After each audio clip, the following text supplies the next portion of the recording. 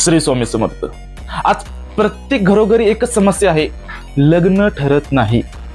लग्न ठरत नसतील याचे भरपूर कारण असतील, पण मी आज ते तुम्हाला 2 कारण सांगणार आहेत. ह्या 2 गोष्टीवर तुम्ही विचार केला पाहिजे. पहिली गोष्ट, चॅनलवरती जर नवीन आला असाल तर चॅनलला सबस्क्राईब करून घ्या, कारण हे सामाजिक मुद्दे तुम्हाला बाकी दुसरीकडे कुठेच सापडणार नाहीत. हे लोकांना छोटे प्रॉब्लेम वाटत असतील, पण ज्याच्यावर बितत. तर सुरुवात करूया आपल्या व्हिडिओला.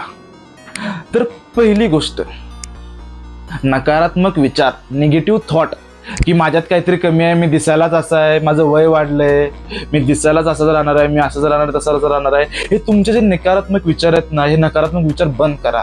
हे नकारात्मक विचार काय करतात माहिती काय? माणूस स्वतःच कमजोर समजायला सुरू करतो. माणूस जेव्हा स्वतःला कमजोर समजायला सुरू करतो, तेव्हा लक्षात ठेवा, माणसाचं तो किती जरी मोठा माणूस असला तरी त्याचं लग्न होत नाही, त्याचं काही, त्याला म्हणतात ना, यश मिळत नाही आयुष्यात. एवढंच लक्षात ठेवा, नकारात्मक विचार कधीच करू नका.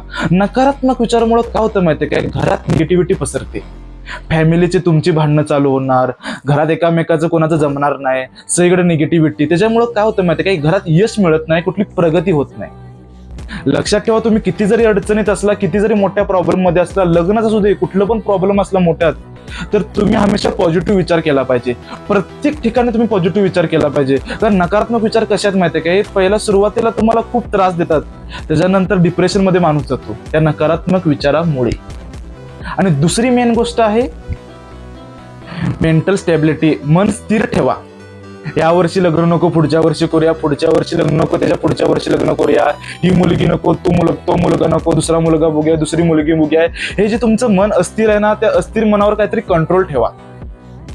कारण कसं आहे माहिती आहे का? जसं जसं पुढे वर्ष वाढत असतं, तसं तसं तुमचं वय सुद्धा वाढत असतं. मी समजून सांगतोय, लक्षात ठेवा, 2 गोष्टीवर तुम्ही नियंत्रण ठेवा.